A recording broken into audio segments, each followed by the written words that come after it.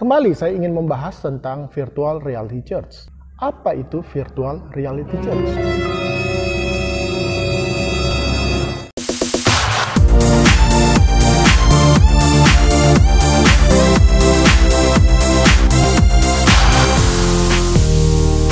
Halo, jumpa lagi dengan saya, Pendeta Roland Mukalu. Dan kali ini saya tidak akan mengajar pendidikan agama Kristen ataupun berkhotbah seperti yang saudara lihat biasanya di latar belakang ini saya khotbah ya. Tapi kali ini kita lebih santai aja. Puji Tuhan. Nah, di kesempatan kali ini saudara, saya akan bahas tentang apa yang disebut dengan virtual reality church. Sebenarnya topik ini sudah pernah saya bahas di video-video sebelumnya, nanti saudara bisa lihat di sini atau di pojok kiri atas ya dari video ini saudara bisa lihat di sana tentang gereja online. Pada masa itu ya sekitar 4 bulan yang lalu video itu saya buat pada saat itu sedang awal-awal masa pandemi. Gereja mulai memikirkan cara supaya tetap eksis, jemaat Tuhan bisa menikmati pelayanan gereja yang ada, juga bisa beribadah, dan muncullah tayangan-tayangan live streaming ya. Tapi sebenarnya kalau kita bicara tentang virtual reality church, keberadaannya sudah ada jauh sebelum masa pandemi ini. Oke, jadi kembali saya ingin membahas tentang virtual reality church. Apa itu virtual reality church ya? Nah, sebelum kita membahas tentang virtual reality church itu sendiri, kita harus tahu tentang apa itu virtual reality.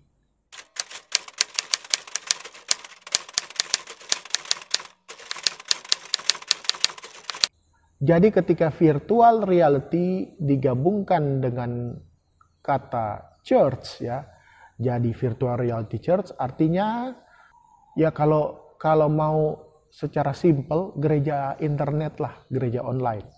Tetapi diri kita masing-masing punya representasi di dalam dunia virtual itu yang dinyatakan lewat avatar ataupun karakter. Nah, menurut Wikipedia, avatar adalah representasi dari pengguna komputer atau juga sebagai personalitas atau juga bisa dikatakan sebagai penjelmaan dari user komputer, pengguna komputer. Seperti layaknya ketika saudara main game ya, saudara sebagai seorang player, pemain, saudara punya karakter di dalam video tersebut. Saudara main Free Fire, PUBG, Mobile Legend, apalah game-game yang lain, kita ada di dalam game itu dengan perwakilan kita, avatar kita, karakter kita.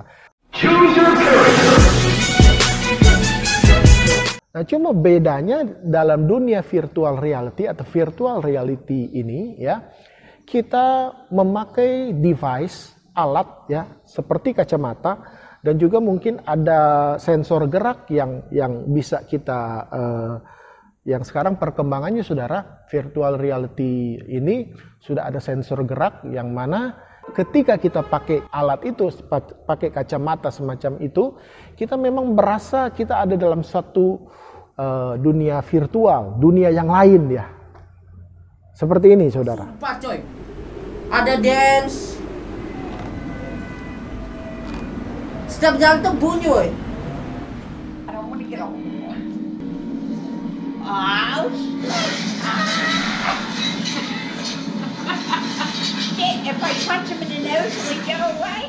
Nah, sekarang teknologi ini dikembangkan, dikombin dengan gereja secara online. Ini yang menarik, saudara. Nah, saudara, di video yang pertama yang sudah saya upload beberapa bulan yang lalu, saya tetap mengatakan bahwa ini adalah sebuah terobosan ya. VR Church adalah sebuah terobosan. Tetapi saudara, yang harus kita ketahui dan yang harus kita headline dalam hal ini, saya mau mengatakan begini saudara.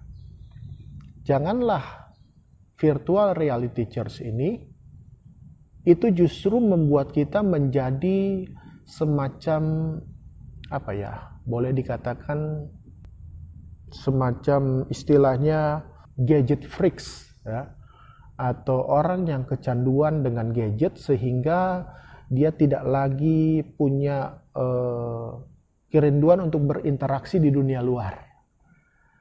Ya, itu sesuatu yang berbahaya, saudara. Ya. Memang kalau kita lihat apa yang dikatakan oleh DJ Soto, pastor yang pernah saya angkat kemarin, saudara, yang pernah saya katakan dalam video saya waktu itu, dia punya target market, dia mungkin meriset, ya, dia mengobservasi ada orang-orang yang memang kecanduan game, kecanduan dunia digital, sehingga tidak ada lagi interaksi dengan dunia luar, paling pun makan, ya. Memang kalau kita lihat sekarang, saudara, kita memang sudah ada dalam era seperti itu.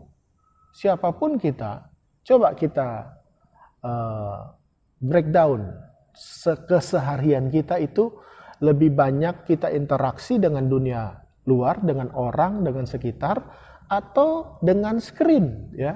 Seperti yang saudara lakukan saat ini. Saudara lihat video ini di depan handphone ataupun saudara lihat di depan laptop. Artinya saudara menghabiskan waktu di depan screen. Nah, ini yang jadi perenungan kita hari-hari ini. Ada banyak orang yang memang masuk dalam dunia screen, ya. Nah, itu sudah kecanduan sehingga tidak ada lagi waktu untuk hal-hal yang lain. Bahkan mereka bisa aja bilang begini, sekarang ibadah bisa depan screen kok, ya kan? Dan mereka enjoy, nyaman dengan hal itu. Nah, sekarang dengan virtual reality church, interaksinya bukan hanya sekedar screen to screen, saudara. Tetapi bisa saling sapa, bisa saling touch, ya, dengan gadget, dengan device yang dikerjakan itu. Nah, itu perkembangannya lebih luar biasa, lebih canggih lagi. Tetapi yang dikhawatirkan, saudara, apakah dengan adanya virtual reality church ini kerinduan orang-orang untuk datang beribadah secara komunal itu menjadi kurang, justru karena ternyata bisa digantikan dengan adanya VR church. Nah, ini memang belum ada di Indonesia, tetapi tidak menutup kemungkinan di kemudian hari VR church, ya, itu ada. Saudara bisa Google aja lah, tulis virtual reality church, ada situ. Sudah bisa join, daftar, ya. Bisa cari avatarnya, saudara bisa menjadi apa di situ, ya.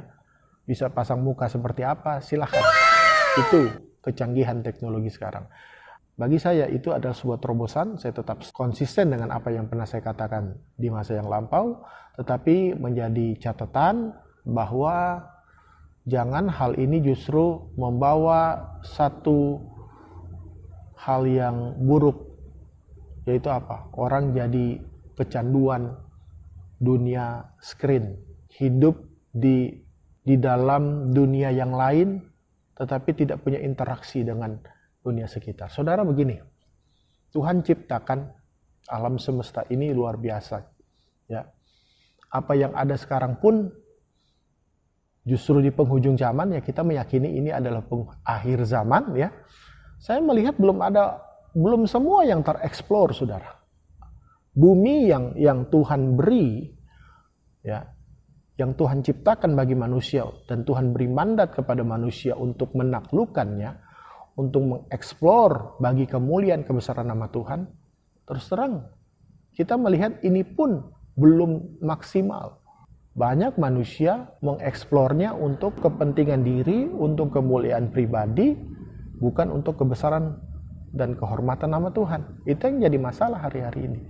Artinya begini, dunia saja, bumi saja ini, kosmos ini saja belum tereksplor dengan maksimal bagi kemuliaan nama Tuhan, ya.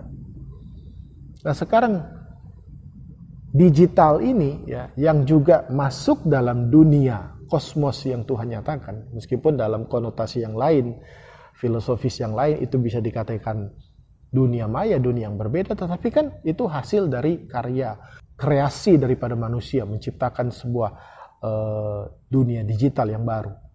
Nah, saudara, jangan justru manusia itu terjebak secara filosofis, jangan apa yang diciptakan itu oleh manusia. Manusia punya kemampuan mencipta loh. Karena Tuhan kita Tuhan yang hebat, ya, Tuhan yang menciptakan sesuatu dari yang tidak ada menjadi ada, creatio ex nihilo, dan kemampuan ini diinstal juga kepada manusia, ya.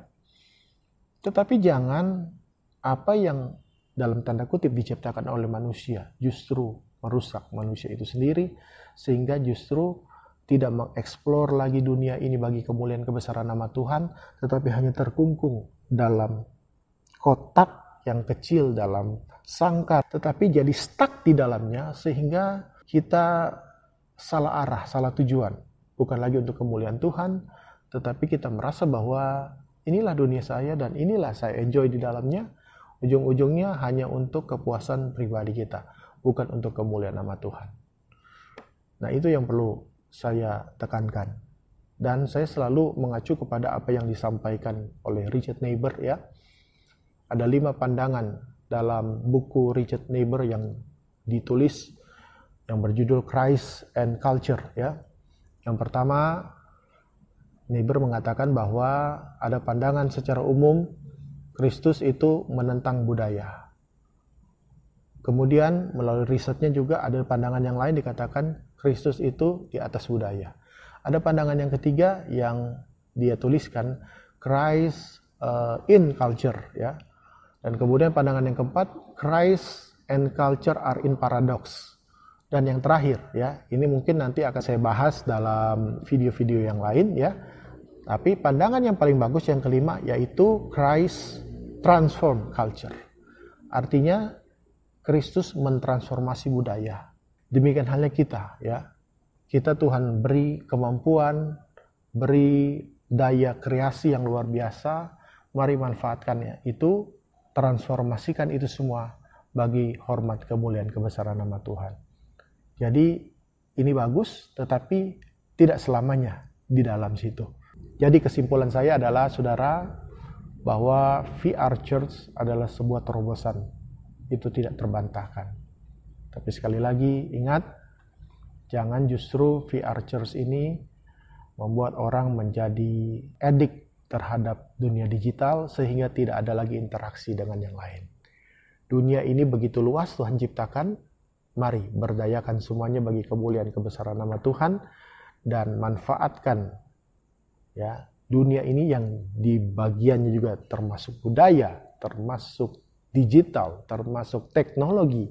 Transformasikan itu bagi hormat kemuliaan kebesaran nama Tuhan. Tuhan Yesus memberkati kita semua. Amin.